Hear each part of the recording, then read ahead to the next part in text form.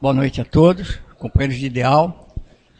Vamos dar início a mais uma sessão de trabalho da Associação Médico Espírita do Estado do Espírito Santo, hoje com a palestra do Dr. Ailson Ayub sobre síndrome metabólica, diabetes, hipertensão e dislipidemia. Sejam bem-vindos, muito obrigado, espero que aproveitem bastante tudo o que for aqui dito. O nosso procedimento, normalmente, ele vai falar até 15 para as 9, né, Wilson? E nós teremos até as 9 horas e depois teremos 15 minutos para perguntas e respostas, se possível. Nós vamos primeiro, o companheiro Mauro, falar a leitura e depois a prece de agradecimento. Do livro Pão Nosso, psicografia de Francisco Anjo Xavier, pelo Espírito Emmanuel. Lição número 38. Correções. Se suportais a correção, Deus vos trata como a filhos, pois que filhos há que o Pai não corrija? Paulo, em Hebreus capítulo 12, versículo 7. Bem-aventurado o espírito que compreende a correção do Senhor e aceita-a sem relutar. Raras, todavia, são as criaturas que conseguem entendê-la e suportá-la.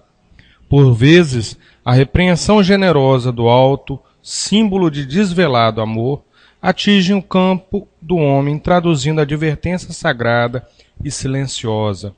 Mas, na maioria das ocasiões, a mente encarnada repele o aguilhão salvador, mergulha dentro da noite da rebeldia, elimina possibilidades preciosas e qualifica de infortúnio insuportável a influência renovadora, destinada a clarear-lhe o escuro e triste caminho. Muita gente, em face do fenômeno regenerativo, apela para a fuga espetacular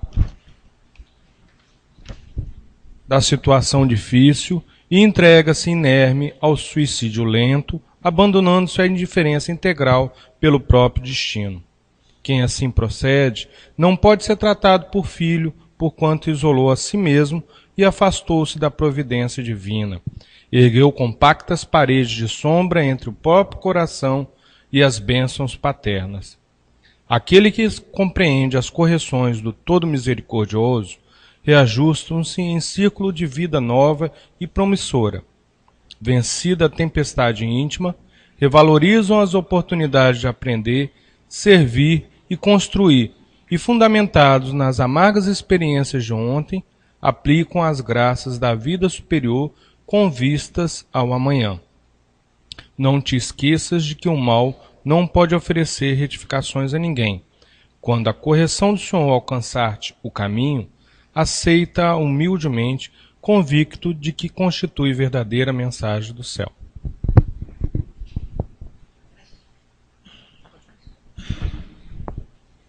E assim, tranquilizando nossos corações, pedindo a proteção do Mestre Jesus, amigo e companheiro, que ilumine o Dr. Ailson para fazer uma boa explanação, que abra as nossas mentes e corações para que a gente possa absorver e melhorar um pouquinho graças a essa doutrina maravilhosa. Assim seja. Obrigado, Mauro. Eu só queria fazer um pedido, colocar quem tiver com o telefone celular, para que coloque em módulo silencioso, tá, por favor. Só isso. Eu passo a palavra para o Dr. Ayub.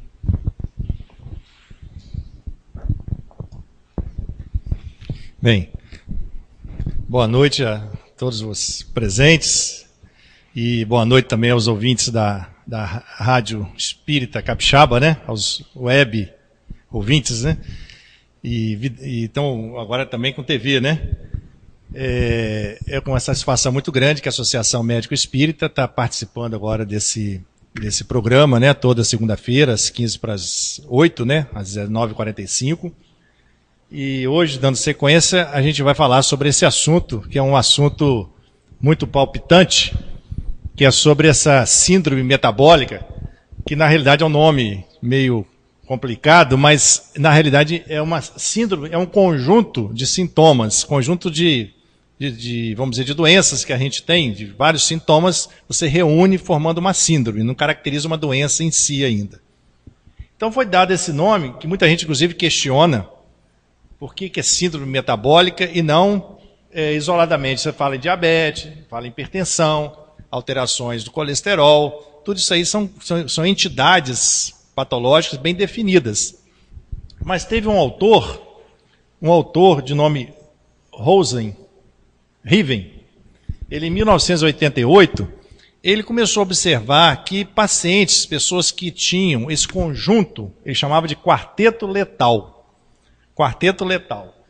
Esse conjunto de alterações tinha uma chance muito maior de desenvolver doença do coração, infarto do miocárdio, AVC, doenças cardiovasculares, né, aterosclerótica, né?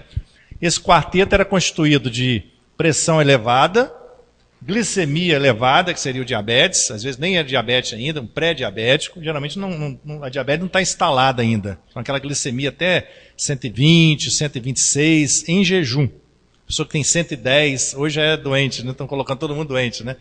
Antes até 100, que era considerado, acima de 100 era considerado patológico, acima de 110. Hoje, acima de 100, já é considerado uma pessoa que tem intolerância à glicose, tem dificuldade de metabolizar a glicose. E já é um fator de risco já de doença do coração.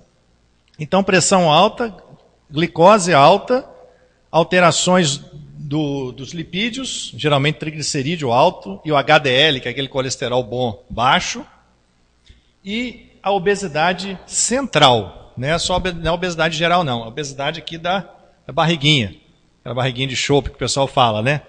Essa obesidade que é a mais perigosa, ela que é a vilã toda da história, essa gordura que deposita aqui na região entre as vísceras, né? Intraabdominal na realidade, né? Então ele descreveu a chamada síndrome de resistência à insulina, ou também chamada síndrome plurimetabólica, ou quarteto letal. Esse quarteto que eu falei.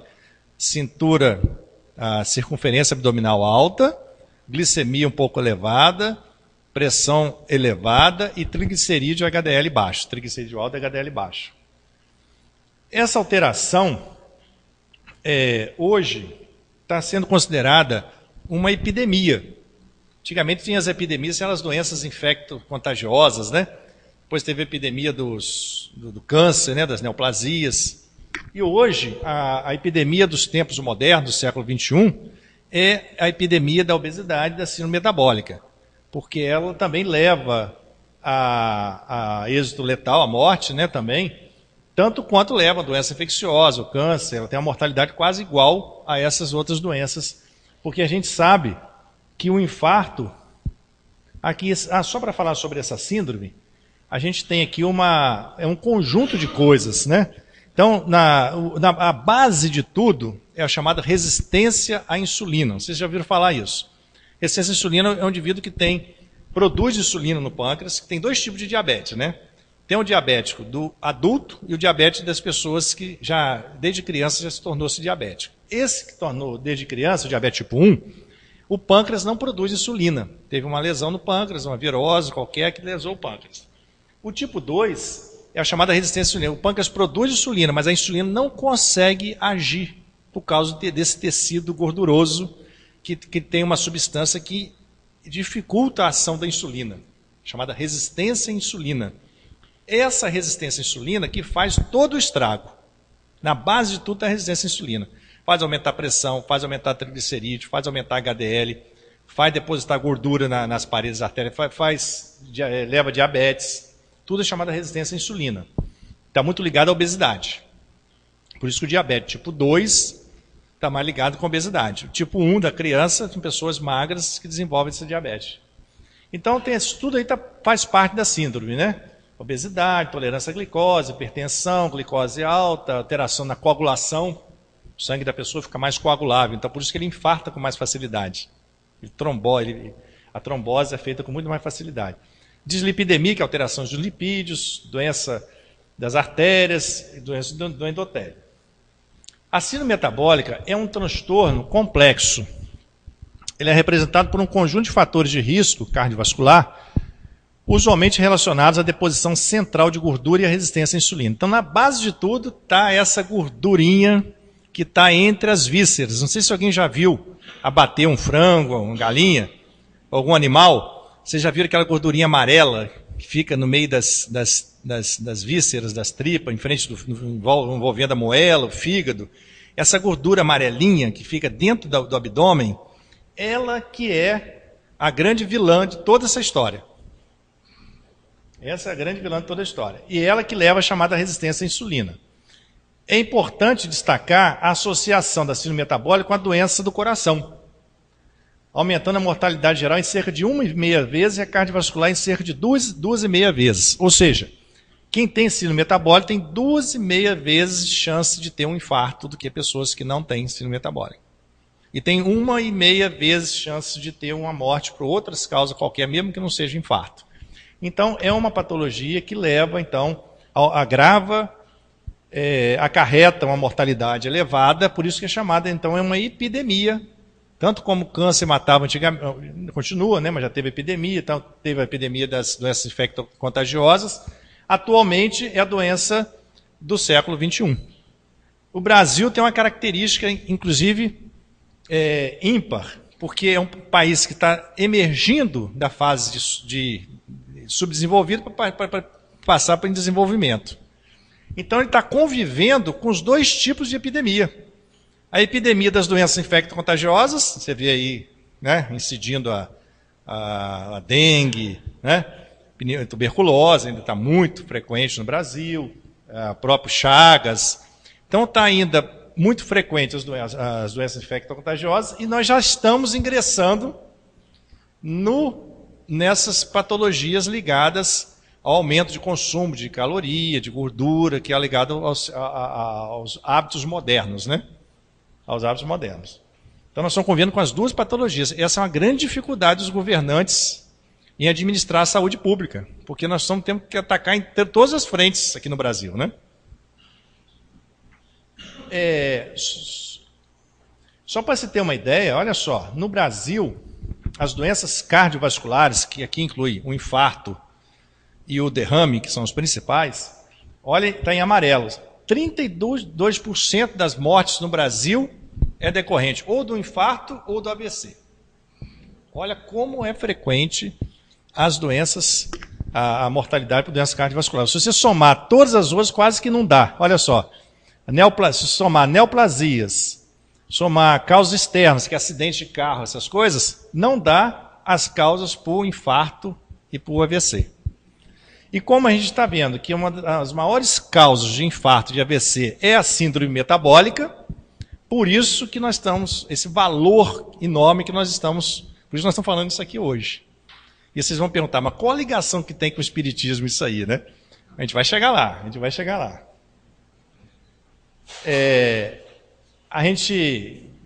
Desculpe essa parte mais técnica, né? Mas eu acho que é uma coisa que interessa a todos, né? Essa parte ligada quase todo mundo tem um probleminha aí de gordura, e interessa a todo mundo, e esse esclarecimento é importante para a gente desenvolver o raciocínio, né? Olha só, essas são as características da síndrome metabólica. Se você tiver 3 dessas 5 características aqui, você é considerado portador da síndrome metabólica. As 5 características é o seguinte: primeira é a obesidade, que na realidade não é obesidade global, é a circunferência abdominal. Hoje em dia, no consultório médico, é mais importante a fita métrica do que a balança. Porque é mais importante a gente medir a circunferência do abdômen e do quadril do que pesar o paciente. O que é importante não é a gordura total, a gordura global, é a gordura visceral, essa gordura amarelinha que está dentro da barriga. Então, quando é considerado o ponto de corte, né, em homens, 102 centímetros, em mulheres, 88 centímetros. Hoje, como tudo o pessoal está apertando mais, já está considerando 94 centímetros para homem. Hoje eu medi a minha, tinha 98, passei do normal, que é 94. Antigamente eu era normal. E 80 para mulher. As mulheres também apertaram mais o cerco com as mulheres. Tá? Então, 80, lembra desse número. Hoje eu podia ter trazido uma fita métrica aqui. Mas, covardia, né? É covardia. Então, lembra desse número para vocês medirem em casa, hein? Mulheres, 80 a 88. A gente dá uma xepa até 88. E homens, de 94 a 102. Dá uma xepa até 102. Acima de 102 já está alteradíssimo. Os triglicerídeos, a gente considera elevado acima de 150. O HDL é o colesterol bom, quando ele está abaixo de 40 para homem, abaixo de 50 para mulher, é considerado também um positivo. A pressão arterial, quando está acima de 130 por 85, ou 140 por 90, um número mais certinho, também é considerada elevada. E a glicemia de jejum acima de 110. Aqui também já está mais apertada, acima de 100. Então, quem tem 3 disso aqui, eu, por exemplo, eu tenho a circunferência minha, deu 98 hoje, já tem a primeira.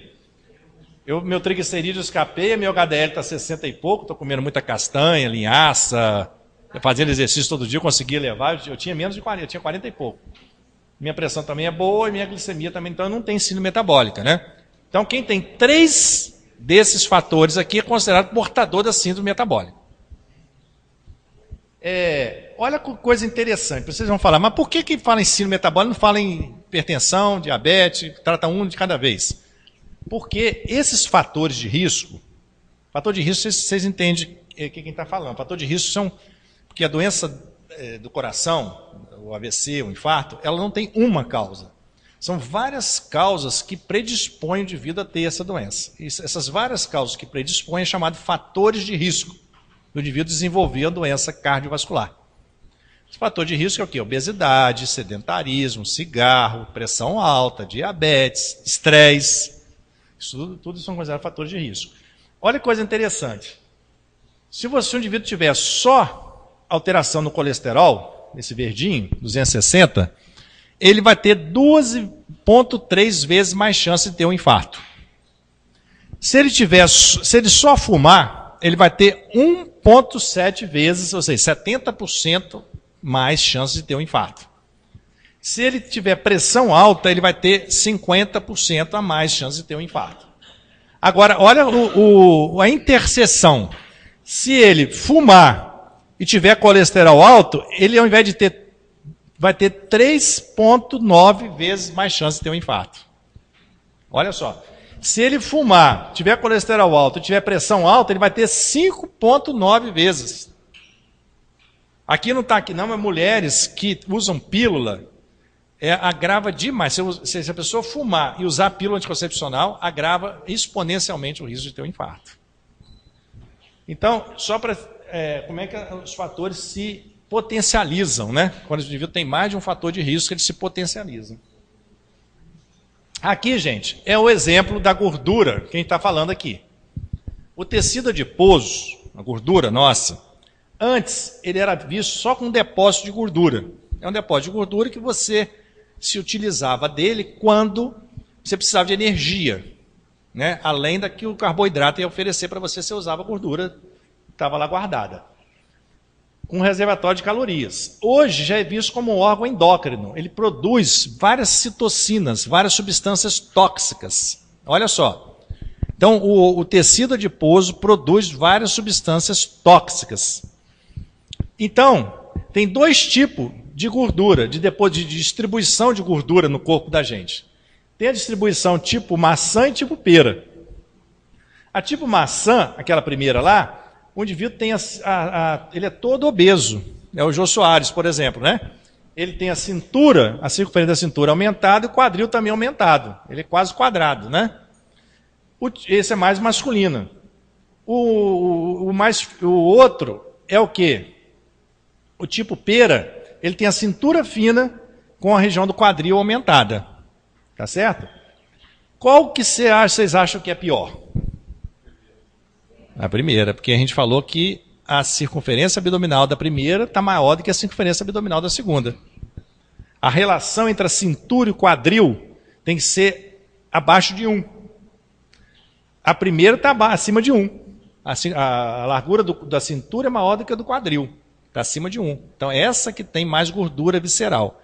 A segunda, a tipo pera, a relação é menos do que 1. Né? A cintura ela é menor do que o quadril.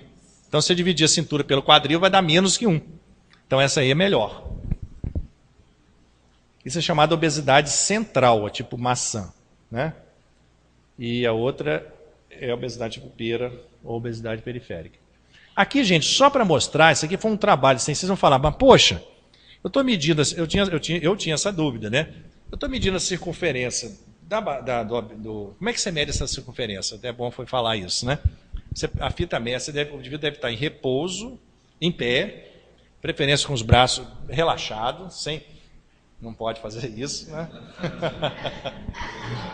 Tem que ficar relaxado e você mede, geralmente no ponto entre aqui a crista ilíaca e a borda inferior da costela, mais ou menos no meio, que vai passar mais ou menos no umbigo. A gente não fala que é no umbigo, tem pessoas que têm um umbigo mais, abdômen avental, um umbigo mais baixo, outros, né? Então, mais ou menos nessa região aqui, entre a crista ilíaca e a costela. Você mede aqui no meio, vai para a região mais larga aqui da cintura. Agora, por exemplo, o indivíduo tem muita gordura aqui na subcutâneo. Pode mascarar um pouquinho. Agora, os trabalhos que fizeram, porque a maneira mais correta de você saber se o indivíduo tem gordura abdominal é através da tomografia do abdômen, ou ressonância, né? Aí, através da tomografia, da ressonância, você vai quantificar exatamente a quantidade de gordura que tem entre as vísceras. Só que você não vai fazer ressonância de todo mundo para caracterizar esse fator de risco. Aí, o que observaram? Que, se você correlacionar a circunferência da cintura com a quantidade de gordura visceral, dá uma linha reta. Então, a proporção, sempre a correlação entre a circunferência da cintura, obrigado, a circunferência da cintura e a quantidade de gordura intraabdominal é uma correlação chamada linear.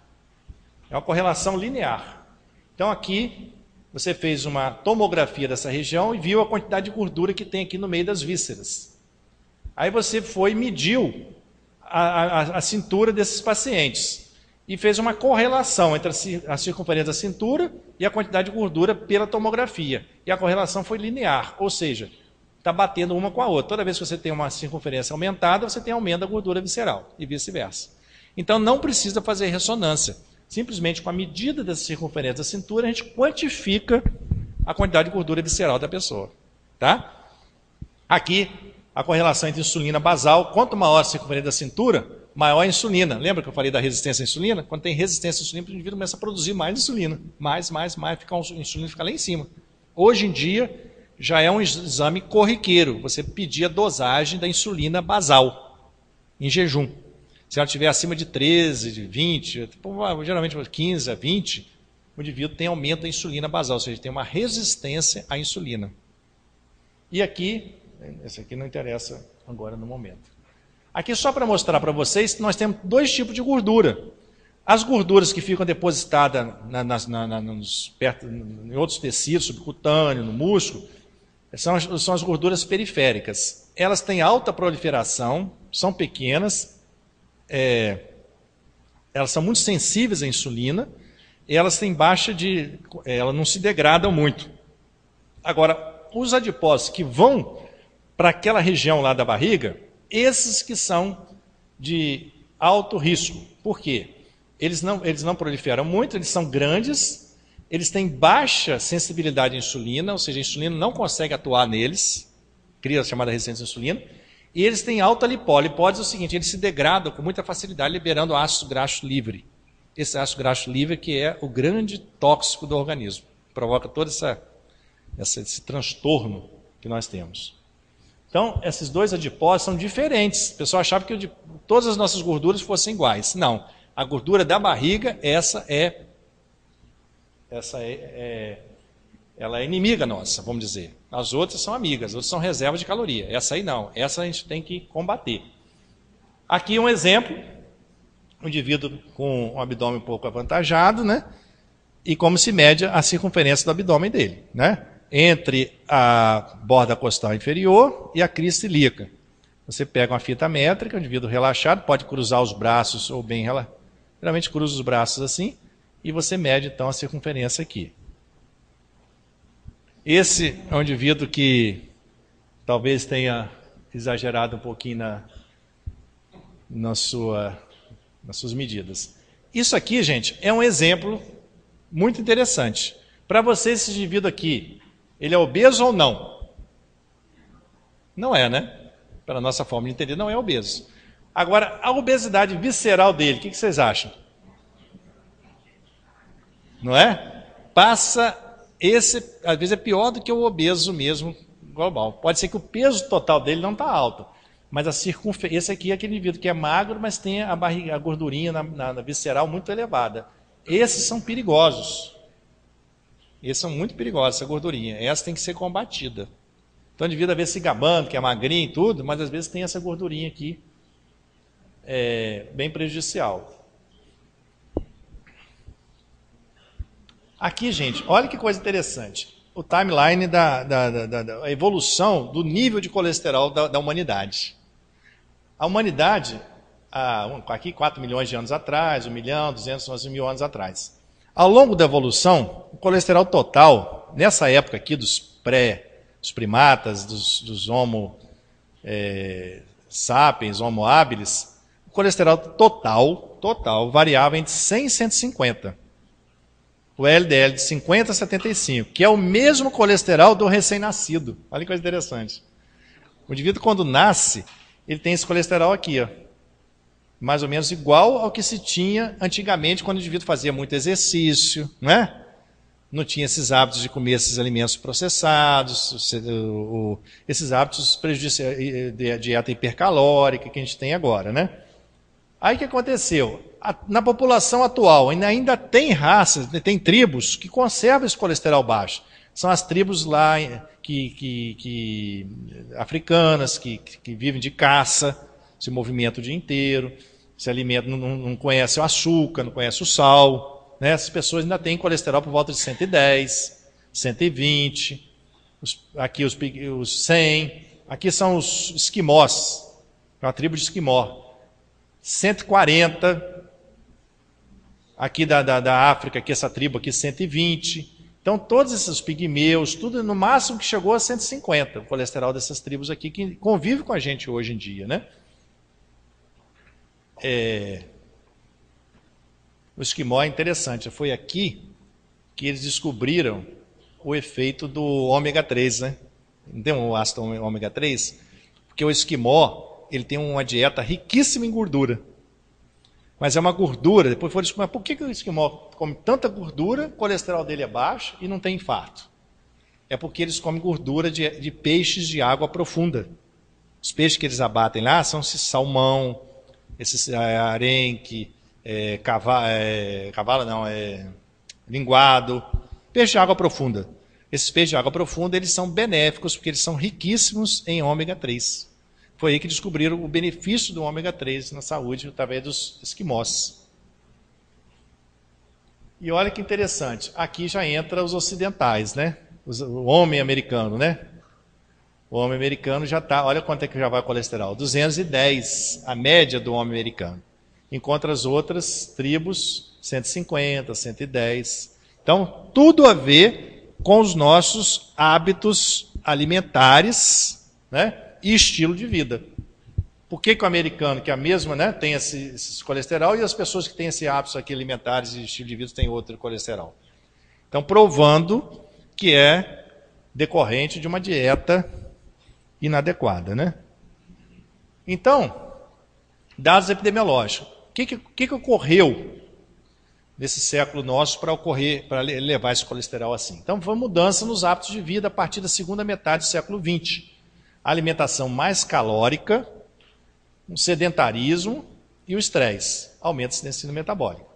O Brasil tem um quadro muito preocupante em relação às doenças cardiovasculares, porque é alta mortalidade aqui por doença cardiovascular, ele é o campeão mundial de infarto em pessoas jovens, 3 a 4 vezes maior do que em países desenvolvidos. Então, no Brasil está ocorrendo um fenômeno que não está se explicando muito bem. A quantidade de infarto em pessoas abaixo de 50 anos é 3 a 4 vezes maior do que no resto do mundo. Então, por que isso?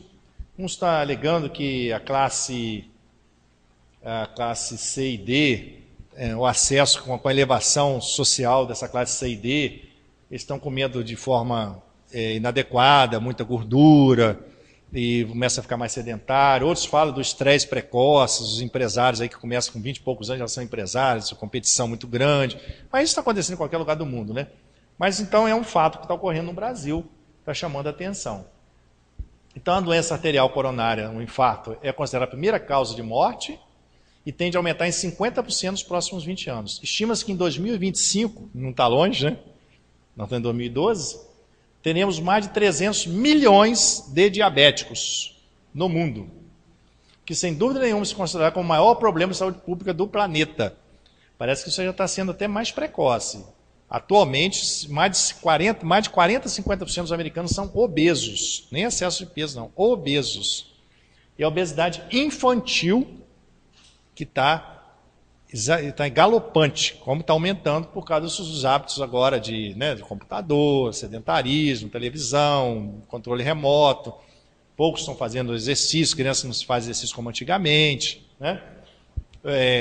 Alimentos processados, rico em calorias, riquíssimos em gordura, riquíssimo em sal.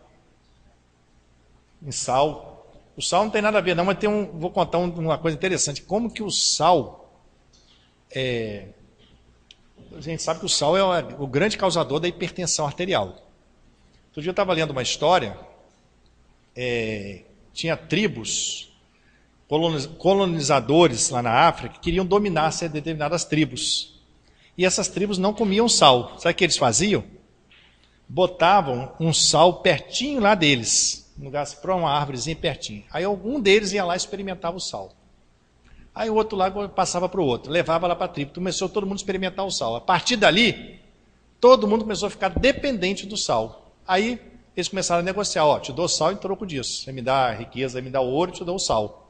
Eles criavam uma dependência a partir do momento que apresentou o sal para aquela população. Então, como que o nosso sabor, ele é forjado, nós criamos um determinado hábito alimentar. O sal passou a ser uma necessidade para as pessoas porque foi criado, as papilas gustativas criam necessidade de sal. Assim também da gordura. Por isso que mudança de hábito alimentar é difícil, mas é possível. A pessoa pode mudar esses hábitos alimentares. A gente foi acostumado a comer gordura, carne gorda, churrasco. Só em falar aqui a pessoa já fica salivando, né? Então, se a pessoa não tiver um controle disso, de mudar esses hábitos, ele vai ter dificuldade de controlar essa síndrome, né? Aqui só mostrando que a síndrome metabólica é maior em adultos. Aqui está mostrando que 70%, acima de 70 anos, quase 45% das pessoas já têm síndrome metabólica nos Estados Unidos. Com 60, 70 anos, depois de 60 anos, 45%. Depois de 50 anos, 35% a 40% das pessoas. Então está alarmante, né, a incidência. Aqui, gente, só para mostrar que foi feito um trabalho aqui em Vitória, do Dr. Geraldo Mil, sobre a incidência de síndrome metabólica em Vitória. E a proporção aqui foi estudado 1.600 indivíduos, a prevalência foi de quase 30%. Então, na população de Vitória, nós temos cerca de 30% de pessoas com síndrome metabólica. 2 vezes, isso aqui foi um achado, 2 vezes mais frequente na classe D e E do que na classe A. Então, a classe D e E teve mais síndrome metabólica do que a classe A. Muita gente pensava o contrário, né? E a hipertensão arterial foi o achado mais frequente na síndrome metabólica. Talvez seja o acesso que eles estão tendo à alimentação e talvez pela cultura ainda inadequada, eles estão se alimentando de forma errônea, com muita gordura e muito churrasco, essas coisas mais. Um pouco exercício, né? Aqui, gente, só mostrando aqui, esse foi um estudo multicêntrico com 52 mil pessoas para mostrar quais são os fatores de risco para desenvolver doença coronária. Porque só tinha esse estudo nos países desenvolvidos. Nos países desenvolvidos. Não tinha uma amostragem que mostrasse toda a população do mundo.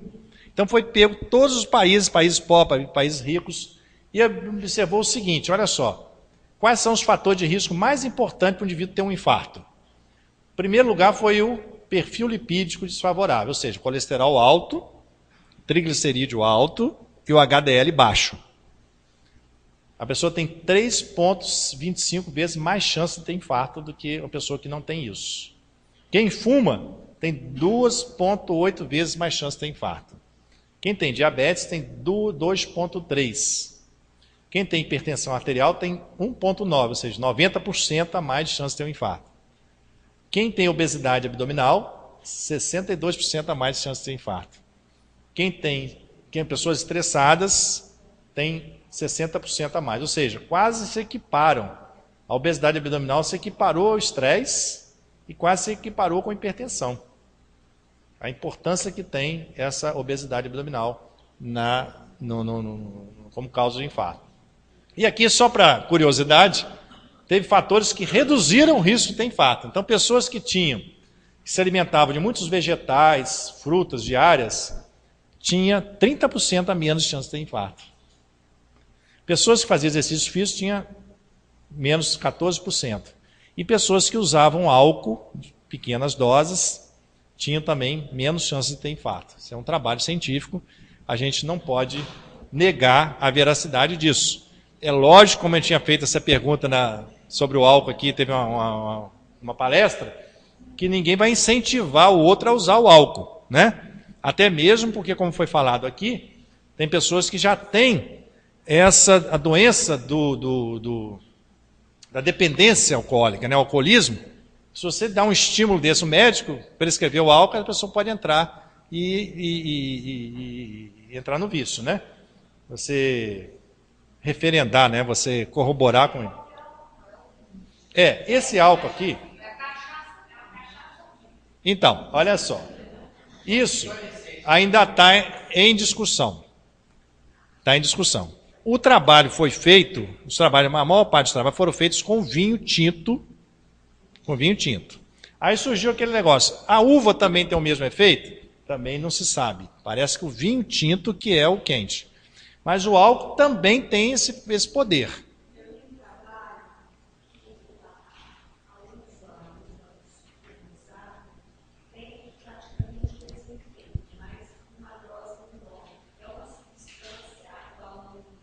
É resveratrol.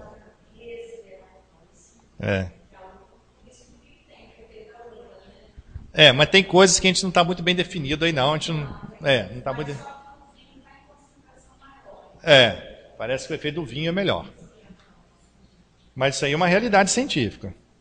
Então, gente, qual é a alimentação adequada? O que a gente podia falar sobre alimentação adequada? Então, manter um balanço energético e o peso ideal. Ou seja, você comer a quantidade de caloria que você gasta, né? Um atleta gasta muita caloria, pode comer, se dá o direito de comer mais um pouquinho. Pessoas que gastam menos caloria têm que comer menos. Então, se você tiver esse equilíbrio, você vai ficar com peso mantido. Se você tiver com equilíbrio negativo, se você gastar mais do que comer, você vai emagrecer. Isso aí é matemático, né? É claro que tem pessoas que têm tendência, isso aí também já está sendo provado, isso, tendência a engordar, a reter, mas isso não vem ao caso aqui agora. Outra coisa importante, diminuição da ingesta de calorias sobre a forma de gordura, trocar gorduras saturadas por insaturadas e reduzir gordura trans. O que é isso aqui? Então, ao invés de você comer mais à base de gordura, você ingerir caloria mais à base de grãos, feijão, né, grão de bico, lentilha, mais à base de frutas, legumes, né, cereais integrais, tudo tem calorias, e não você comer caloria na base de gordura. Porque gordura enche mesmo. Você comer um prato um churrasco no almoço, você vai ficar o dia inteiro sem fome, né? Mas não é o ideal. Você está comendo muita gordura e pouco carboidrato. Você tem que comer mais carboidrato e menos gordura. Mas que carboidrato a gente deve comer? Aí vem essa última aqui, ó. Diminuir a ingestão de açúcar. Baixo índice glicêmico. Isso aqui é muito importante. Hoje em dia está se dando muito valor a isso. O carboidrato, a gente não deve comer carboidrato de índice glicêmico alto. O que é índice glicêmico alto? São aqueles carboidratos que você come e eles vão diretamente para a corrente sanguínea e transformam em açúcar. E a elevação do açúcar é muito rápida na corrente sanguínea. E isso aí acarreta a tal da resistência à insulina, porque o açúcar ele é tóxico para o organismo. Então, quais são os alimentos que têm índice calórico muito alto? Tudo que se aproxima do açúcar. O açúcar, né, em primeiro lugar é o açúcar, é o padrão ouro. Carboidrato de absorção rápida, que aí inclui as farinhas de trigo, a farinha branca processada. A farinha branca ela não tem valor nutritivo nenhum. Então, por isso que o pão de sal é feito de farinha branca, aquilo ali tem alto índice calórico, a glicose sobe rapidamente e não alimenta bem a pessoa. Por isso que libera muita insulina, a pessoa tem mais fome, aí quer comer mais. E come um pão quentinho, quer comer outro, quer comer outro, quer comer outro. Então, qual é o ideal? Você comer carboidrato mais complexo. O que é carboidrato complexo? Os carboidratos, os grãos integrais, os alimentos integrais, porque tem fibra. Ao invés de comer o trigo, só a farinha processada, comer o trigo integral, o arroz integral, o pão integral, né? Coisas que dificultam a absorção, é mais lenta. O arroz e o feijão. O arroz e feijão é a melhor comida que tem, por quê? Então, se a pessoa deixar de comer um prato de arroz e feijão, ir lá na padaria comer um pão com salame, um pão com manteiga, ele está com a dieta totalmente errada. Ele pode ter a mesma quantidade de caloria, mas o arroz e feijão é uma caloria que a glicose vai sendo degradada devagar e aquilo aí vai se manter por mais tempo no organismo da pessoa. A pessoa vai ficar nutrida até 4, 5 horas depois. Se ele comer um pão, aquela glicose sobe rápida e em meia hora ele já está com fome de novo. Ele já está com... Entendeu? Então, essa é muito importante, evitar alimentos de índice glicêmico alto, índice calórico alto, que é pão e farinha de trigo. Estou me lembrando aqui, tem outras, né? Outra coisa importante, ingerir muita fruta, hortaliça, leguminosas, cereais integrais, porque tem muita fibra. Muita fibra. Eu estou com a experiência lá, estou comendo linhaça, castanha do Pará, farelo de trigo de manhã, farelo de aveia. Meu HDL subiu de 40 e pouco para 60 e pouco. Dizem que faz muito bem. Além de promover aqui um trânsito intestinal bom, porque você tem fibra, e além de você ficar nutrido por mais tempo. Granola. Então, ao invés de você comer pão de manhã, é melhor você comer uma granola, um iogurte desnatado, né? Uma ricota, ao invés da manteiga. É isso aí. Então, gente, essa é a dieta chamada dieta DASH, ou dieta do libanês, dos povos do Mediterrâneo. É a melhor dieta que tem. Ela é pobre em açúcar, rica em fibras, muito grãos, cereais, muitas frutas, proteína na base de peixes, né? Peixes. Mais o que? Coalhada desnatada, que é bom. Azeite de oliva, cru. Tem que ser o azeite cru, não pode fritar. Por isso que é chamado as gorduras. A gordura saturada é a gordura animal. A gordura animal, quando você come essa gordura visível da picanha, aquela gordura amarela, tudo saturada, a banha, essa faz mal. Essa aumenta o colesterol. O bom é a gordura monoinsaturada, que é a gordura do azeite. Mas não pode ser frito, senão você quebra a estrutura dela. E as gorduras trans, que agora, então, tudo que esses alimentos crocantes que tem, batatinha frita crocante, aqueles biscoitinhos que a gente come, clube social, crocantezinho, tudo à base de gordura trans, gordura hidrogenada. Eles têm que quebrar, fazer gordura, para poder fazer ele ficar crocante, tem que ser gordura hidrogenada. Pipoca, que você come pipoca na micro-ondas, miojo, bolo, biscoito recheado, é riquíssimo em gordura trans, que é uma das piores gorduras que tem para o organismo da gente. Então, agora nós falamos de dieta, vamos falar um pouquinho sobre exercício físico, né? A importância do exercício físico. Eu comendo pipoca, Coca-Cola, sentado, vendo televisão. É tudo que a gente está falando aqui que não deve fazer, né? Então, gente, a atividade física, só para você ter uma ideia, qualquer especialidade médica, pergunta a Cristininha, se alguém for na Cristininha, se alguém for no Almir, eles vão recomendar, faça. Se alguém for no pediatra, faça exercício físico. Qualquer especialidade, não é isso? Faça exercício físico. Exercício físico melhora Aqui eu numerei poucas coisinhas aqui. Diminui a circunferência abdominal, diminui a pressão arterial, aumenta o HDL, está provado. A única coisa que aumenta o HDL provado é o exercício físico, mas tem que ser intenso. Para aumentar o HDL tem que ser intenso, mesmo assim não é muito fácil não. Diminui o triglicerídeo, diminui a glicemia.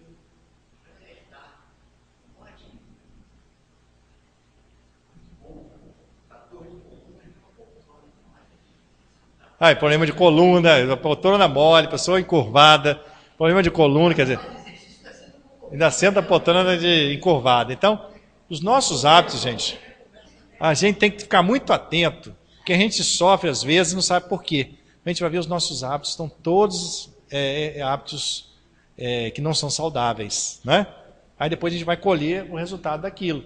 Então, nós temos que ter muito cuidado com isso, essa necessidade de fazer. Olha só, caminhar 14 km por semana previne contra demências, está provado hoje.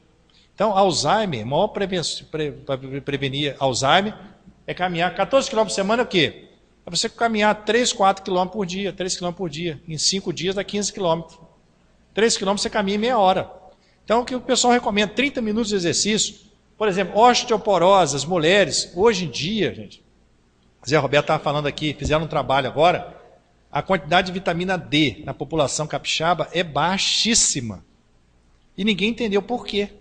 Mora no litoral, come muito peixe, né, ligado ao peixe, e com vitamina D baixa. Por isso que o índice de osteoporose, principalmente nas mulheres, é altíssimo. Então, já foi feito trabalho, a melhor prevenção para a osteoporose é você caminhar, não precisa ser mais do que 15 minutos, não é isso? 15 minutos de manhã, pegando o sol, e caminhar, porque você tem que ter um impacto. Não adianta você ficar também só deitado no sol, você não tem 100% de... Quando você tem um impacto, você absorve, você produz vitamina D, e o impacto no osso, ou fazer pilates, alguma coisa assim, o cálcio ele é incorporado ao osso.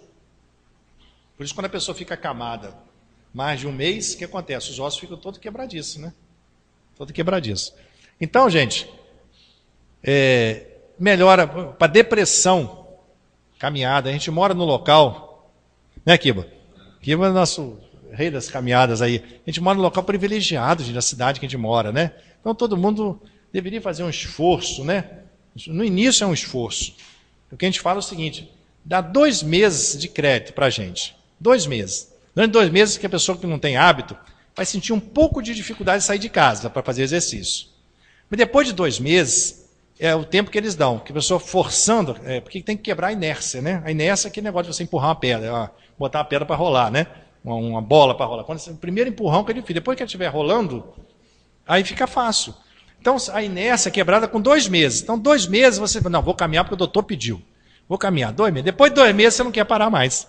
Porque vai te dar um bem-estar tão grande, e você vai ter um benefício em autoestima, benefício de mental, né? Em todos os sentidos, que vai te ajudar muito. Além de ser uma meditação. A pessoa caminhar, existe a chamada meditação caminhando.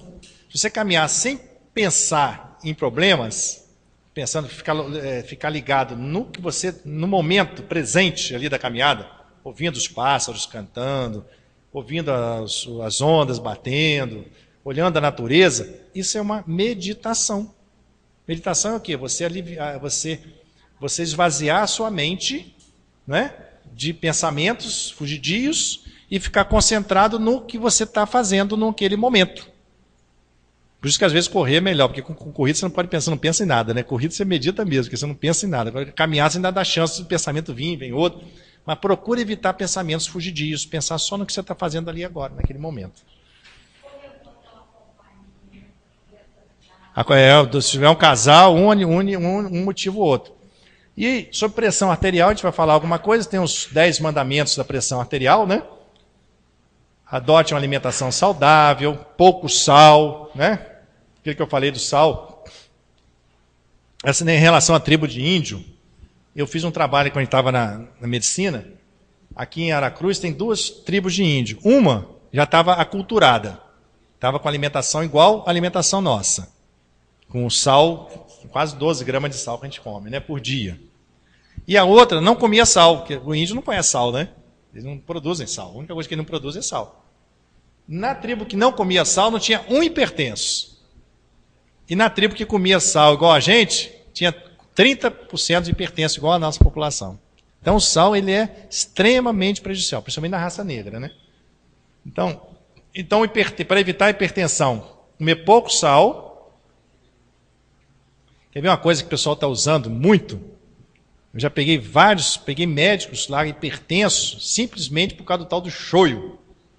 O pessoal vai comer comida japonesa, acha que está fazendo bonito, porque é só verdura, só folha, bota aquele shoyu, aquele sakura, que é sal puro.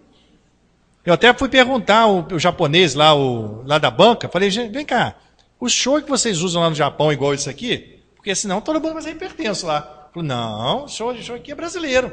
O shoyu nosso é só da soja pura, ele tem lá o shoyu puro.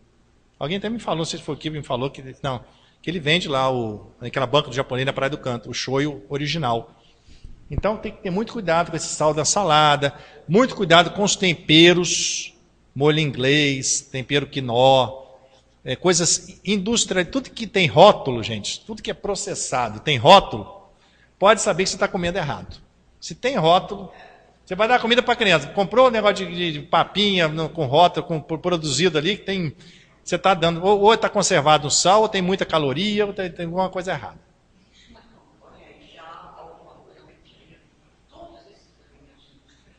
Tem essa campanha. A quantidade de sal é enorme, de sódio. Então, muita gente está comendo achando que está fazendo um bom negócio, mas você está comendo mais sódio, não tem uma segunda-feira que eu não atendo um paciente que está hipertenso. Doutor, não tinha pressão alta, fui medir pressão hoje de manhã, não sei onde, minha pressão está lá em cima. Aí você vai conversar, o que você comeu ontem? Hoje eu comi uma torta capixaba ontem. Riquíssima em sal. Coca zero, altíssimo. Coca zero tem,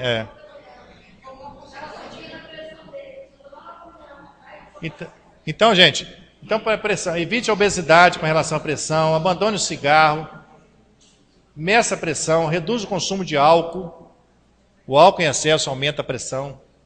Ame e seja amado. O hipertenso tem muito a ver, nós vamos falar isso agora, nós vamos entrar nesse assunto, da relação entre o sentimento, o vínculo afetivo e a doença do coração. Nunca pare o tratamento, para a vida toda, pratique atividades físicas, siga a orientação do seu médico, evite o estresse, tenha tempo para a família, os amigos e o lazer. A gente não vai dar tempo de falar tudo isso aqui. Isso aqui eu posso fazer no final. É um score, não vai dar tempo, que eu pensei em fazer com vocês sobre o risco do indivíduo desenvolver uma doença do coração nos próximos 10 anos. Então você vai somando a idade do indivíduo, a pressão sistólica do indivíduo, o colesterol total, HDL e o fumo. Aí, de acordo com esses critérios, tem a tabela de Framingham. O que a tabela de Framingham mostra para a gente? Mostrou aqui, esse indivíduo fictício aqui, ele tinha entre 55 e 59 anos. Então tinha 4 pontos. O colesterol total dele estava entre 240 e 279, teve 2 pontos. O HDL estava entre 45 e 49, 0 ponto. A pressão sistólica estava entre 140 e 160. E a diastólica entre 90 e 99, 2 pontos. Fumava? Não, 0 ponto. Diabetes? Não, 0 pontos. Somando tudo, deu 8 pontos. Com 8 pontos, você vem na tabela aqui, ele tem 16% de risco de ter um infarto nos próximos 10 anos. Então, cada um pode fazer o seu. Depois que a gente terminar a palestra, a gente pode combinar e cada um fazer o seu. Aqui é um trabalho que a gente viu sobre o diabetes. Agora entra na parte propriamente dita da espiritualidade, né? O diabetes, muita gente fica revoltado. Eu mesmo tenho um paciente meu, que eu conto aqui, já contei várias vezes, ele sentou na minha frente, falou, doutor, um senhor, uma cara assim de depressão, de revolta muito grande, falou, doutor, eu sofro de uma doença terrível. Eu falei, gente, que doença é essa? Doutor, eu sofro de uma doença terrível. Aquela doença começa com D. Nem o nome da doença ele queria falar. Olha só. Eu pensei, falei, o que pode ser, né? O que tem estigma assim, doença terrível? Eu pensei, hanseníase, já teve isso aí, próprio câncer, né? Já teve isso, mas falei, eu não consegui perceber. Falei, doutor, eu sofro de diabetes. Então a diabetes para ele era uma coisa terrível. E ele convivia muito mal com a doença dessa forma, né? Ele encarava a doença como um inimigo, como um castigo divino. E com isso, ele teve várias complicações da doença. Era uma pessoa triste, uma pessoa que tinha uma dificuldade enorme de controlar a glicemia. Eu citei exemplo de várias pessoas, minha esposa, meu sogro, que controla a diabetes, aceita a doença e vive normalmente. Então, a importância... então, a gente, levando agora a nossa proposta aqui da espiritualidade, as doenças todas têm uma função, elas querem nos mostrar algo, né? Toda vez que a gente for cometido de alguma doença, nós temos que fazer essa pergunta: para que eu estou adoecendo? O que ela quer me mostrar? Onde eu estou infringindo a lei divina? Né? Essa que é a pergunta que cabe, e não no sentido de você se revoltar, você se magoar com aquilo e culpar alguém por aquilo, né? Ou você mesmo começar a se punir por você estar doente agora, pelo que você fez no passado. Não cabe nenhum julgamento nessa hora. O que cabe é você entender onde você precisa se trabalhar e empreender as modificações na sua vida, né? Para você se melhorar e efetivamente se curar daquela doença. Porque vai ser a cura definitiva quando você mudar seus hábitos, mudar seus pensamentos, mudar seu sentimento, né? Essa mudança que a doença vem é um convite que ela nos faz. Cada um vai olhar para si mesmo e vai, através dos recursos que a doutrina nos dá, através dos recursos que a psicologia nos dá, você vai chegar nessa conclusão onde seu calo está doendo. Cada um sabe onde o calo dói. E ali você vai ter que trabalhar. A cura, cada um é médico de si mesmo, todos nós. Ninguém cura ninguém. O médico não cura a pessoa. Quem cura é a própria pessoa. O médico dá uma orientação. Ele dá uma condução. E, às vezes ele mostra um caminho. Ele facilita o processo, por exemplo, devia estar sofrendo muito. Então ele faz a medicação para tratar aquela doença naquele momento, aliviar a dor, aliviar o sofrimento. Ou às vezes até curar uma doença temporária, uma pneumonia, alguma coisa assim. Mas a cura definitiva, para ele ter uma melhora da sua imunidade, para não adoecer mais, para não ter pneumonia, é feita pela própria pessoa, pela mudança de hábito dele. Mudança da forma de pensar, de agir, de sentir. Então o diabetes é uma proposta, que a gente acredita que seja, de autodisciplina. O diabetes, a gente sabe que se ele não tiver disciplina, muito difícil ele conviver com aquela doença. Então talvez, e outra função da doença é essa também.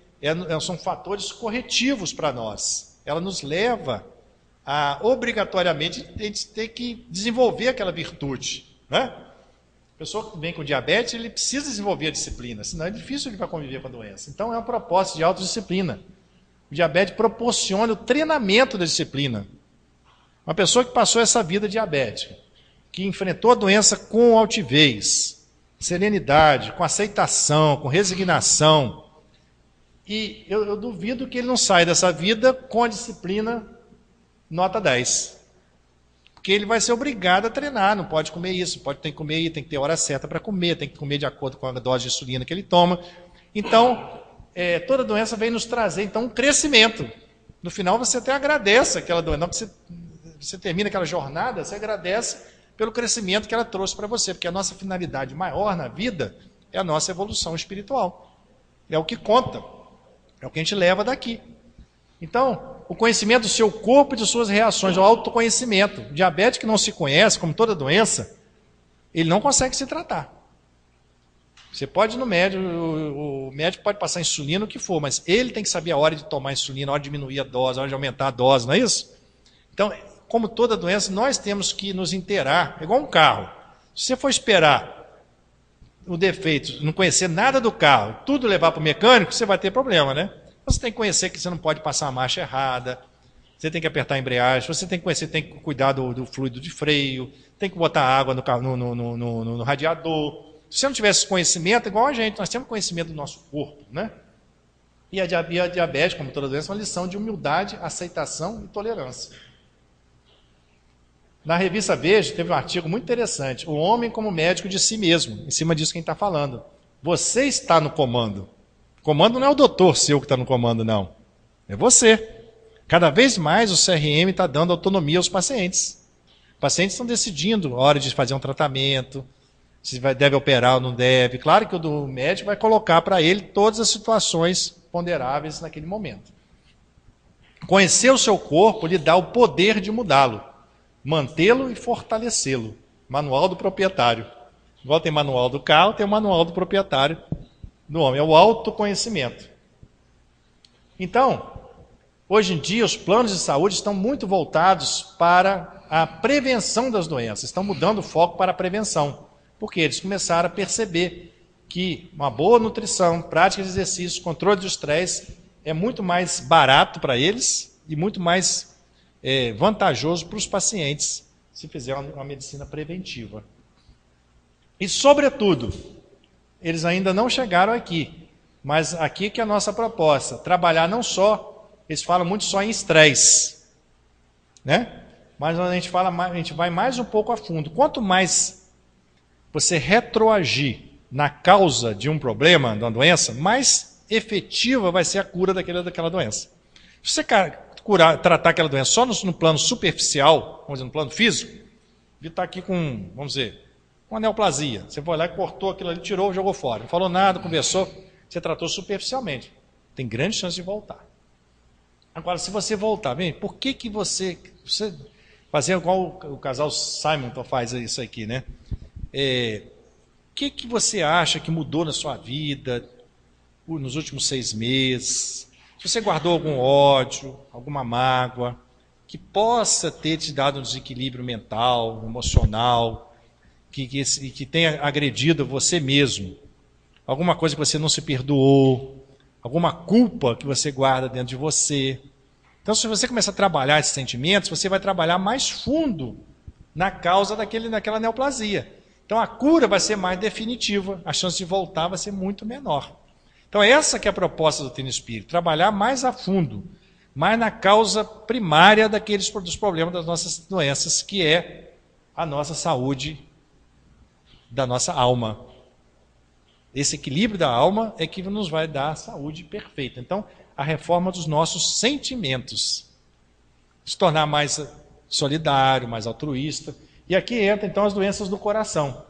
Assim, a mesma coisa do estresse. A gente fala, você precisa controlar seu estresse. Doutor, como é que eu vou controlar o estresse, doutor? A vida sai daqui de carro, né, aquele monte de problema, chega em casa. Eu falei, mas como você convive com ele? O problema não são os fatores estressantes que a vida tem. É como você administra isso. O estresse está dentro de cada um de nós. Então, o estresse é proporcional a como reagimos aos acontecimentos. Isso é chamado resiliência, inclusive. O estresse é sinônimo de despreparo. Ou seja, se tem uma situação que está te afligindo, está te agredindo, e você não tem condição de enfrentar, você não está preparado para enfrentar aquilo, não está além da sua capacidade, mas você não tem forças para aquilo. Então aquilo vai te agredir. É igual um estivador, é um estresse físico. O estivador ele carrega 60 quilos direto, chega em casa e joga um futebol ainda, né? Ele não tem estresse nenhum, porque ele está preparado para enfrentar aquela carga. Da gente for carregar 60 quilos nas costas, vai chegar em casa morto. Então nós temos que nos preparar melhor. Como é que a gente vai se preparar melhor? A melhor preparo é chamado coping religioso espiritual. Pessoas que desenvolvem esse coping é isso. Coping é a palavra da moda agora. É o enfrentamento do estresse, das situações. Como você enfrenta? Então, como é que está o seu coping? Pessoas que são religiosas, que têm tendência a aceitar melhor as situações que eles aprendem. Aceitar do que eu digo, gente, não é falar, não, eu preciso sofrer mesmo, tem que sofrer. Não é nesse sentido. Aceitar no sentido de compreender, como eu falei aqui, por que está passando por aquilo, ter fé que tudo que vem para nós tem o comando divino, que é para o nosso crescimento, não é para nos punir, não é para nos castigar, nada. Então, essa pessoa tem um coping religioso. Ele vai ter uma facilidade. Ontem eu vi uma entrevista com o Giannichini, o coping religioso dele é fantástico. Como que ele lidou com a doença, né?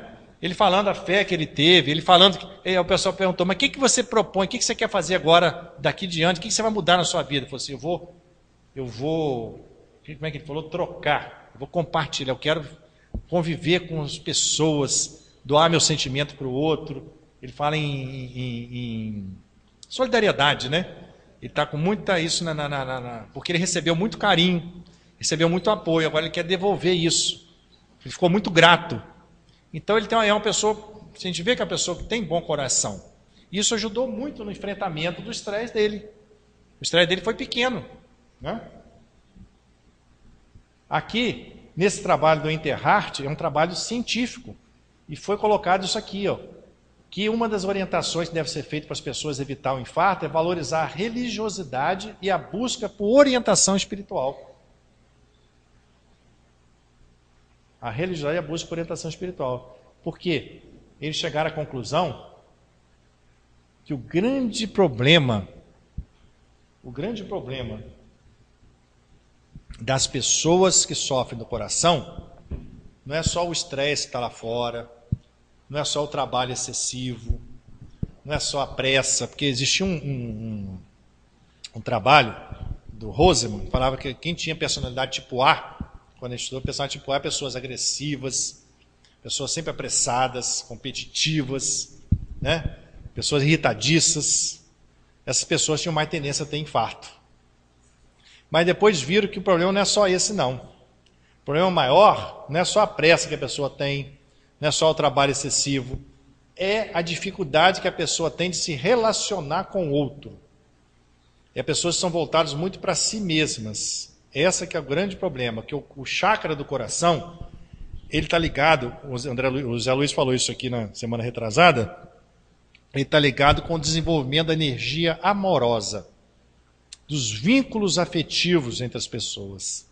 Toda vez que a gente está começando a ficar insensível ao problema do outro, toda vez que a gente começa a se isolar, se achar o centro do universo, o que acontece com o outro não me interessa, toda vez que a gente começa a desenvolver sentimentos de egoísmo, a gente começa a desequilibrar o chakra do coração. O chakra do coração está ligado a vínculos afetivos. Por isso que eu entendi por que o Janiquim saiu dali e falou assim, eu preciso trocar com o outro, preciso criar vínculo com o outro. Ele sentiu falta disso. Então, é aí que é o grande problema, é o isolamento da pessoa. Por isso que todos os trabalhos agora estão mostrando pessoas que se isolam, que têm dificuldade de conviver, pessoas que têm um pensamento muito voltado para si mesmo. Nesse trabalho do Roseman, interessante, eles pegaram, Zé Luiz, quando nós estudamos tinha personalidade tipo A, né? O cara descrevia todo personalidade tipo A. Depois pegaram todas as entrevistas das pessoas que eles entrevistaram no trabalho, para ver como é que a pessoa era, e selecionaram o que era comum àquelas que infartavam. Sabe quais foram as 3 características mais marcantes para aquelas pessoas que infartaram? Pessoas que faziam muito autorreferência, ou seja, falava muito eu, mim, meu, ou seja, tinha uma visão muito isolada do mundo, uma visão muito separada do mundo. Ele estava aqui, os outros estavam lá, falava muito dele, não tinha uma visão de nós, do conjunto. É a tal da separatividade, né? Ele estava separado. Segundo lugar, autorreferência. Segundo lugar, hostilidade, a raiva. E terceiro lugar, cinismo.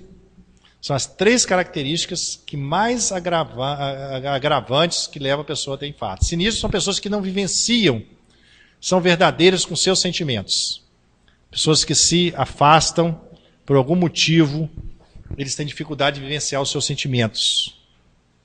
Para não sofrer, às vezes, coisas que sofreram na infância, eles criam barreiras e se afastam de si mesmo. Só que quando eles se afastam de si mesmo para não sentir dor, eles também deixam de sentir prazer e alegria, que é o 2 combustível principal do coração, é prazer e alegria. Se a pessoa não estiver aberta para os seus sentimentos, vai ter dificuldade também de sentir prazer e alegria na vida. Ele vai se proteger contra o sofrimento da vida.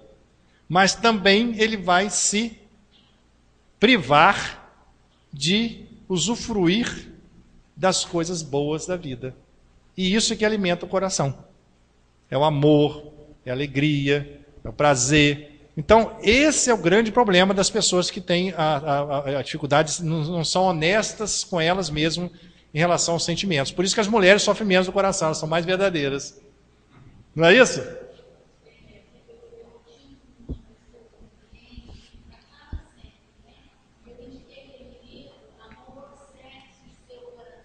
Tem um microfone. É.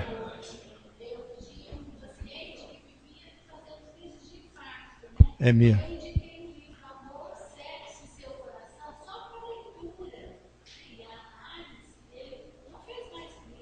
Olha.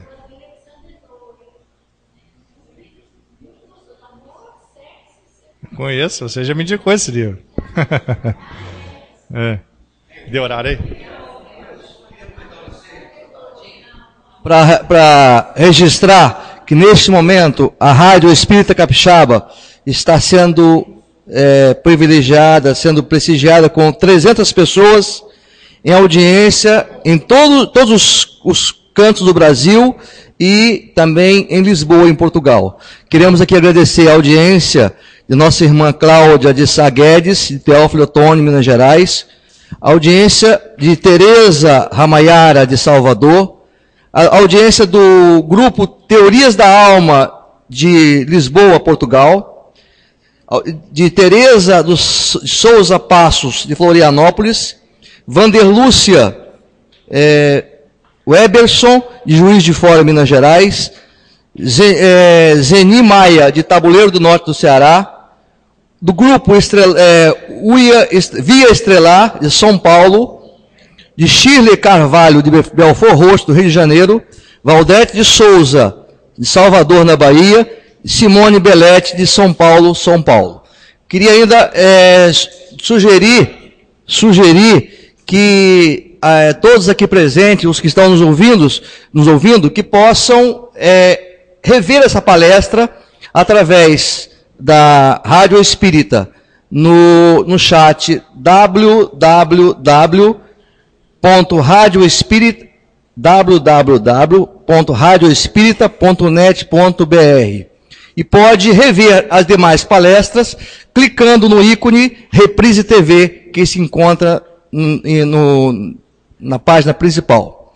Queria ainda sugerir que as pessoas que quiserem complementar a fala de hoje, que cliquem e assistam a palestra Causas Espíritas de Nossas Doenças, que foi proferida dessa sala há 3 semanas atrás, que é um complemento à fala de hoje. Obrigado, Wilson. Então, só complementando aqui, para a gente dar um tempinho para a pergunta, isso também, esse cuidado que a gente está falando do corpo, a gente vai encontrar na Bíblia, né? No Velho Testamento, quando em Coríntios, quando ele coloca: glorificai, pois, a Deus no vosso corpo e no vosso espírito, os quais pertencem a Deus. Palavras de Paulo, né? A importância de cuidar do corpo. O corpo é o primeiro empréstimo recebido pelo espírito, trazido à carne. André Luiz, Conduta Espírita. Amai, pois, a vossa alma, porém cuidai igualmente do vosso corpo, instrumento daquela. Desatender as necessidades que a própria natureza indica é desatender a lei de Deus. Jorge, Espírito Protetor, no Evangelho.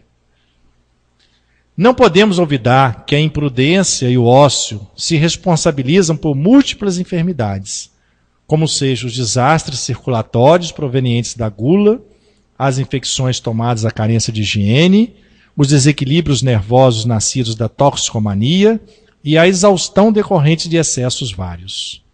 Então, aquilo que a gente falou da disciplina, da necessidade. Então, nós vamos encontrar em André Luiz, Evolução em Dois Mundos, né?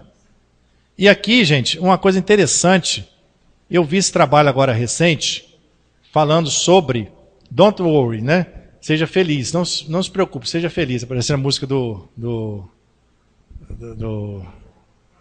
Bob Marley. Bob Marley. Os afetos, os sentimentos positivos, pode reduzir, esse trabalho foi feito em 10 anos de segmento, a incidência de doença coronariana. Esse trabalho foi feito no Canadá, mostrando que os sentimentos positivos Porque os sentimentos negativos, existiam trabalhos mostrando. Né? Então, um resumo disso aqui. Ó. Seja feliz. Sentimentos positivos reduzem a incidência de doença cardiovascular. Comprovando quem está falando aqui do chakra ligado à emoção, à afetividade.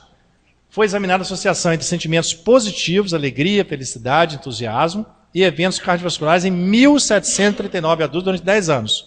Observou-se uma redução significativa de 22%, independente dos outros fatores, do risco de doença cardiovascular.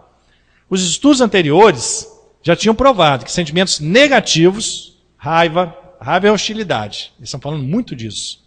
O Adib Jatene, nosso professor de São Paulo, ele falava muito isso. O que mata não é o trabalho em excesso, tudo bem, faz mal também, mas o que mata é a raiva do trabalho. O que mata, porque, na verdade, porque eles trabalham muito, né, em São Paulo. Né? Mas o que ele falou que o pior sentimento é a hostilidade, a pessoa que já amanhece hostil, a vida já é uma guerra, já está irritada, tudo já com raiva de todos, de tudo e de todos, né? Esse sentimento de hostilidade ou de raiva, que é o sentimento, raiva às vezes é a si mesmo, pessoa que se culpa, que não se perdoa. Por isso que o perdão é a terapia por excelência de tudo que a gente está falando aqui. Então, os sentimentos negativos, raiva, hostilidade, depressão, aumentam o risco de doença cardiovascular. A depressão aumenta em 1,5 a 2 vezes. Agora, olha que coisa interessante. O uso de antidepressivos, inibidores de recaptação de serotonina tricíclicos, que são potentes, né? É uma droga que veio nos ajudar em muito no tratamento da depressão. Tem pessoas que têm indicação absoluta, principalmente no início. Só que ela não reduz o risco de doença cardiovascular. Então, contrariamente ao que a gente estava pensando, né? Se a pessoa toma um antidepressivo, fica bem, fica alegre, vai diminuir, porque a alegria melhora. Mas os antidepressivos não reduziram, se não for acompanhado de uma mudança de comportamento mental na geração desses sentimentos positivos. Aí que entra a espiritualidade. Olha só. Não adianta você tomar, porque o antidepressivo, simplesmente a pessoa fica meio anestesiada. Não é que eu sou contra o antidepressivo. É importante numa fase. Mas todas as pessoas que passam por depressão, ele tem que trabalhar os seus sentimentos. Tem que trabalhar o seu sentimento. Tem que trabalhar onde é que ele está meio chateado, revoltado com alguma coisa. Onde é que ele está com birra, aquela birra da criança. Então, trabalhar o seu sentimento de amor, de perdão, de alteridade, né? De altruísmo, de se envolver com as pessoas. Então, se a pessoa não trabalhar esses sentimentos, só tomando antidepressivo, a pessoa fica como se fosse anestesiada. Não fica tão grave como estava, mas não tem que dar um passo além. Aí que é a proposta da doutrina espírita, de você reformar os seus sentimentos. É aí que esbarra a medicina tradicional, ela vai até aí. Aqui, eles não entendem por quê. Eles só falaram, o antidepressivo, apesar de melhorar a alegria da pessoa, mas não melhorou a incidência de doença cardiovascular. Por quê? Não trabalhou os sentimentos mais íntimos, o vínculo afetivo que a pessoa tem que criar, o relacionamento interpessoal, a troca que o Giannichini falou ontem, que precisa trocar com os outros. É o amor. O amor por excelência, que é o tratamento, a terapia.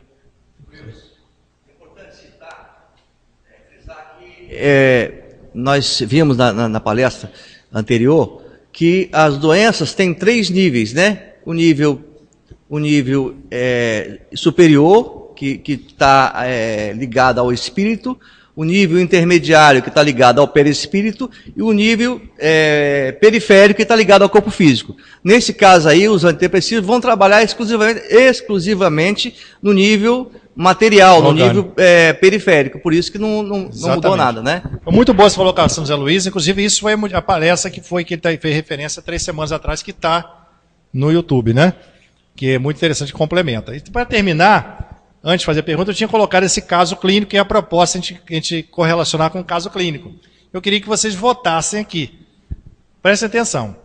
Então, é um paciente do sexo feminino, 40 anos de idade, com queixas de cansaço e falta de ar. No exame físico, ela tinha uma obesidade severa, peso 119 kg, 1,59 m e o MC de 47. MC acima de 40, obesidade gravíssima, né? Circunferência abdominal aumentada, 98 centímetros, mulher acima de 88, lembra? E pressão arterial já elevada. Então ela já tinha fatores de risco aí já desenvolvidos. Já estava com intolerância, assim, os exames laboratoriais evidenciando triglicerídeo elevado, HDL baixo e glicemia de jejum elevado, 120. Então ela já estava com vários fatores agravantes da síndrome metabólica. Além dela estar obesa, ela já estava hipertensa, intolerância à glicose, dislipidemia, triglicerídeo elevado, HDL baixo e tudo isso aí. Aí então, tinha antecedentes familiares de diabetes, hipertensão e infarto na família. Então ela tinha uma propensão, além de ter esses fatores todos agravantes. Fez várias tentativas infrutíferas de perder peso, retornando com um peso cada vez maior. É o efeito sanfona, né? Ela fazia uma dieta, depois não conseguia manter a dieta, voltava para a alimentação normal, engordava mais do que estava antes, e até chegar no peso que ela estava agora. Por último, fez uso de anorexígenos, apresentando efeitos adversos, hipertensão, palpitações e irritabilidade. Havia procurado psicólogo, nutricionista, mas não teve boa adesão às mudanças de estilo de vida, que é o que a gente vê na maioria das vezes, né? Mesmo que a gente procure os recursos do nutricionista, do psicólogo, essa mudança de estilo de vida é uma coisa muito individual, que a pessoa tem que ter a vontade e tem que despertar para isso, né? Então ela não tinha feito uma adesão boa. Então o que fazer com essa paciente? Então ela chegou para nós, obesa, já tinha tentado várias vezes dieta, já tinha passado por nutricionista, psicólogo, não tinha respondido a nem anorexígeno, não tinha tomado, tinha sentido mal, que é o comum mesmo, não está nem se fazendo mais, né? Já estava hipertensa, já estava com colesterol alto e tinha história familiar de infarto. Então a pergunta, a conduta. Primeiro, aí vocês vão responder. Tentar mais uma vez apoio multiprofissional, psicólogo, nutricionista e preparador físico, visando a mudança de estilo de vida. Segundo, utilizar de recursos farmacológicos, sibutramina, antidepressivo, Victoza. Victoza é o liraglutida. É um remédio novo que está usando agora para diminuir obesidade, diminuir colesterol, essas coisas todas. Terceiro, recursos espirituais. Utilizar de recursos espirituais. Conscientização, responsabilidade com o corpo, disciplina, autocontrole, desobsessão, terapia regressiva, oração, água fluidificada. Quarto, propor para ela fazer uma cirurgia bariátrica com vistas à redução do peso, controle metabólico e normalização pressórica. Com isso, ela ia reduzir o risco de ter um infarto. Quer dizer, ela já estava no momento de a gente propor isso para ela. E a quinta, todas estão corretas. Então, por que eu estou fazendo esse teste aqui? Porque a gente quer ouvir a opinião. Ninguém tem essa resposta, né? A gente quer ouvir a opinião daqui da maioria. O que vocês acham? Porque isso a gente depara constantemente, né, nos consultórios nossos, pessoas que já passaram por várias tentativas, não conseguem perder peso, e vão, doutor, você acha que eu devo operar ou não? E a gente sabe que a cirurgia é uma coisa agressiva, né, invasiva, como o Roberto Lúcio fala, a única parte boa do obeso é o estômago dele, né, que alimenta e come bem. Aí você vai mexer logo no estômago, que a única parte que ele tem boa, você vai tirar dele, né? Vai cortar o estômago dele, né? Então, é uma cirurgia que vai acarretar, na realidade, uma disciplina forçada nele. Ele não vai poder comer porque não pode mesmo. Quer dizer, em termos de educação, de sentimento, de mudança, pouco vai mexer. Mas, por outro lado, é uma necessidade, ou até chega às raias, pode chegar às raias da irresponsabilidade se o médico não indicar quando a paciente tem alto risco de infartar. Então, se um paciente tem alto risco de infartar e você não propor uma cirurgia que possa tirar ela desse risco, depois ela ter um infarto aqui por alguns anos, você pode ser responsabilizado por isso. Então, é uma decisão difícil. A gente como espírita, como religioso, a gente vê que uma cirurgia bariátrica é uma agressão muito grande, né? Mas chega uma hora, então, eu estou até me antecipando aos comentários, mas eu queria saber qual a opinião. Quem votaria, então, na proposta número 1? Levanta a mão. 3, 4, 5, 6. tentar, então, de novo, sete pessoas, né? Tentar de novo, dar mais uma chance para ela de botar para fazer exercício, fazer dieta e orientação, psicólogo, mais uma chance para ela. Quem achou isso, pensando que ela possa ter ainda uma nova oportunidade. Quem proporia a número 2? Ninguém, né? Quer dizer, remédio hoje em dia todo mundo sabe que já está sendo condenado, né? Pode até utilizar como recursos iniciais, né? Durante um mês você faz o remédio, para depois a pessoa tocar, tem aquele resultado imediato, né? Para se animar, depois ela mantém sem o remédio, né? Você propôs também. Número 3. A maioria, né? A 1 e a 3.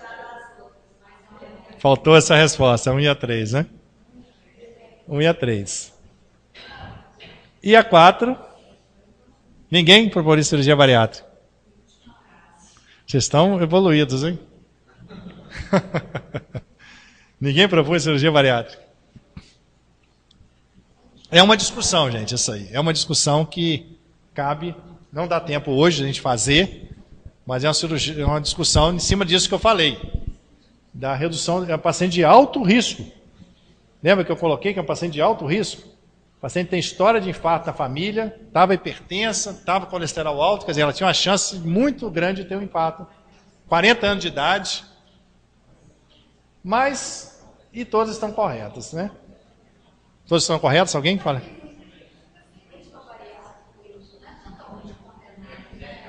Você é a favor da bariátrica? Apareceu uma aqui a favor da bariátrica.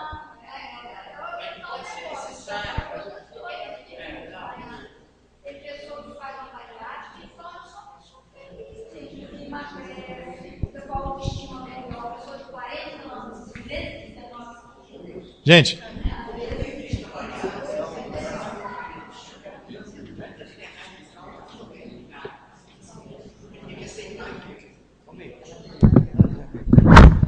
por favor, fale no microfone. O grande problema que eu tenho visto em alguns casos que chegam a mim é de bariátrica, né? Problema de coluna, de excesso de peso e tal, as pessoas vêm e fazem. É o problema da aceitação do próprio indivíduo, aquelas mudanças propostas e que são obrigatórias. Senão a gente observa problemas sérios com o indivíduo. Né? O Almir está falando e aqui. O retorno, a gente sabe que. Ele está falando aqui que o grande problema que ele vê na bariátrica é a aceitação do indivíduo, aquelas restrições todas que vão ser impostas da cirurgia. Então tem que ter um preparo muito grande, senão dá um. Muito, porque muito. Exato. Porque. Gente, inclusive em cima disso que ele está falando. Não tem volta, né? Para o indivíduo. E muitas vezes ele não foi preparado para aquela situação que ele vai passar, né? Vai ser exigida dele daí para frente. E tem sido sérios problemas. Então, ele está falando aqui então da aceitação. Eu estou lembrando aqui, um paciente meu, ele perdeu acho que mais de 40 quilos, ele tinha veio para 80 quilos. Falei, mas vem cá, você fez bariátrica? Falei, não, eu fui lá fazer a preparo, porque eles têm um preparo, eles fazem um psicólogo, toda uma reunião lá para poder mostrar o que é a cirurgia, senão a pessoa vai achar que vai operar, vai continuar com a mesma vida que levava antes, né? Aí ele chegou lá e me falaram que eu não ia poder comer isso, comer aquilo. Eu falei, gente, eu posso fazer isso tudo sem precisar de operar. Aí ele fez tudo aquilo sem operar e deu resultado. Então, é o que ele está falando aqui, né? Se a pessoa está predisposta a acatar todas aquelas mudanças, não poder comer muito, ter que comer pouquinho de cada vez, várias vezes ao dia. Então, a pessoa pode fazer isso aí espontaneamente, né? Desde que tenha força de vontade. Então, gente, eu sei que essa decisão aqui é difícil, mas só para colocar para vocês que é uma possibilidade, que é uma possibilidade real e que às vezes é necessária. Eu também sou contra aqui, é muito dificilmente julgar sem conhecer a paciente, né? Mas acho que tem que tentar todas as oportunidades. E acho que a cirurgia é uma coisa muito invasiva, muito agressiva, e não é o caminho, né?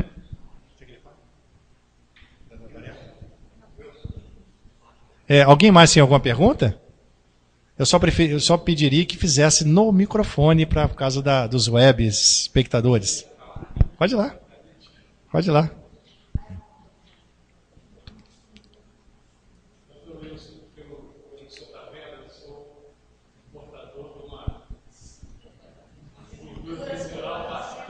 bastante difícil de ser cuidada. E eu já venho lutando com isso por questão genética, uma série de situações, muito estresse. Eu trabalhei muitos anos dirigindo, também a postura. E eu fui um urologista e ele indicou a cirurgia bariátrica. Por quê? Porque essa cirurgia, além de ser altamente agressiva, esse abdômen dessa forma, ela tem comprimido de tal forma o diafragma que tem me dificultado muito a respiração, inclusive eu tenho a apneia do sono, não consigo ter adesão, tem mais de 4 anos que eu venho lutando com essa terapia.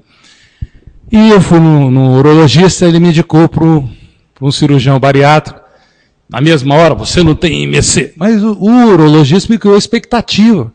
Aí eu olhava para o Faustão e falei, puxa, como é que ele está bem? Aí eu fui em outro, você também não tem, quer dizer... essas colocações aí são bastante interessantes. Eu andei fazendo exercícios, até me colocando, eu vou conseguir chegar lá. Mas existe uma alta dificuldade da disciplina, da capacidade de se alimentar pausadamente. Então eu sofro dessa indisciplina, mas tenho vontade de um dia me melhorar, mas está difícil. Então, não, foi muito bom esse depoimento e a coragem, né, de colocar isso aí pra gente, né? Hoje em dia, inclusive, tem cirurgia minha para resolver até o problema metabólico agora. Estão operando, tem casos que não tem MC muito alto, pensando na alteração metabólica. Não sei se você está hipertenso, se você tem... Tá boa, né? Então, talvez seja por isso, não tem tantos fatores de risco. Mas, o que eu aconselharia é você ter um apoio, um suporte. Porque existe a vontade e existe essa... às vezes você tem aquela vontade inicial... Mas esse suporte de grupo, chama de grupo, terapia de grupo, isso você está frequentando casas espíritas de grupo, psicólogos, para te dar esse apoio, manter essa vigilância constante, no sentido dessa mudança de hábito de estilo de vida, né?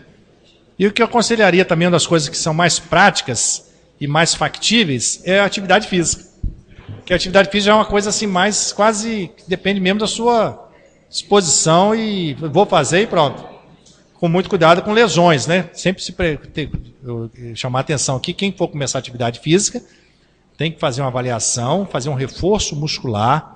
Às vezes a pessoa está obesa e a gente fala assim, vai caminhar. Aí o que acontece? Estraga o joelho, né? Estraga os tendões de Aquiles, rompe o tendão, e depois não pode fazer exercício nenhum mais daí para frente. Então, antes de qualquer exercício, de preferência inclusive na água, que é melhor, fazer uma avaliação, um reforço muscular numa academia com peso. Isso a gente recomenda. Mas acho que a discussão foi válida. O tempo está urgindo, né? Já deu 9h30, exatamente 9h30. A gente, infelizmente, não tem tempo mais para as perguntas. Eu sei que todo mundo gostaria de fazer pergunta nesse assunto, né? Mas a gente colocaria à disposição posteriormente aqui para os presentes. A gente ainda está com... não tem ainda a participação para os webnautas, né? Hein? Tem os comentários então que fizeram, que vão ser lidos agora. Nós temos vários comentários no chat, não são nenhuma pergunta. A Tereza Armanajari, parabéns com vocês por esse belíssimo trabalho. A Tereza, novamente, este conteúdo abordado sobre a saúde e o sal, açúcar, é maravilhoso. Ediane Souza, do Grupo Anga, que estudo legal. A Tereza, novamente, falando que eu parabenizo a vocês por essa iniciativa de conscientizar as pessoas dos males nutricionais que impossibilitam das pessoas a viverem melhor. Também temos a presença aqui do Cristiano de Guarapari, do Grupo GEACA de Guarapari, e só elogios, né? Tá jóia. Perguntas não tem. Então tá. Então a gente agradece a presença de todos, agradece aos espectadores e passamos então a palavra ao nosso dirigente, doutor Almir. Nós ficaríamos aqui a noite inteira com o doutor Wilson, né? Não só pelo assunto, da forma como ele sempre nos traz, né? De forma bastante elucidativa, gostosa o papo, né? E pelo entusiasmo dele em colocar, é uma coisa que ele faz no dia a dia, como profissão, mas a gente percebe o entusiasmo com que isso é feito. Obrigado, Wilson. pela tua apresentação e a todos vocês também. Antes da nossa prece de agradecimento, que eu vou pedir ao nosso companheiro para fazer, eu quero agradecer a todos vocês, tá, pela estada aqui, por aqui estarem, e quero convidá-los para segunda-feira que vem, da mesma forma, estarmos aqui nesse mesmo horário, né? Agradecer a TV Capixaba, né? A Rádio Capixaba, pela sua presença conosco. E, Zé Luiz.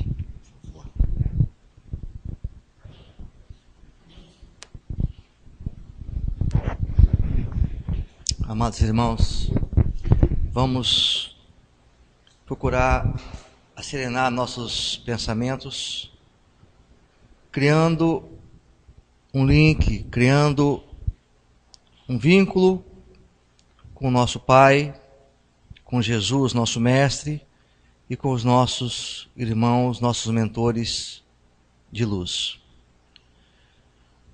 Deus, Pai de amor tão intenso, de sabedoria maior, misericórdia.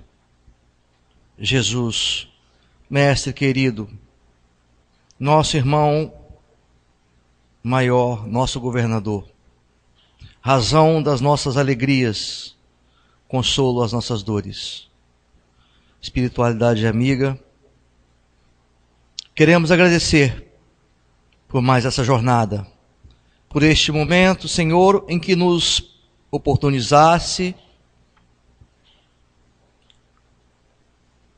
angariar conhecimentos para cuidar melhor da máquina orgânica que caridosamente nos concedestes para essa viagem existencial nessa encarnação. Abençoa, Senhor, a todos aqui presentes. Abençoa aos irmãos que estão conectados através dos recursos da internet por todo o Brasil, que eles possam também, igualmente, aproveitar os ensinos dessa noite e que possam, sobretudo, Senhor, multiplicar esses ensinos para o bem-estar de mais irmãos por este país afora. Abençoa, Senhor, o nosso irmão Wilson, que teve a missão tão bonita de nos ensinar a cuidar melhor do nosso corpo existencial. Abençoa, Senhor, a nossa federação, a nossa associação médica, que de maneira tão intensa vem preocupando-se com o bem-estar da saúde física e espiritual da nossa população.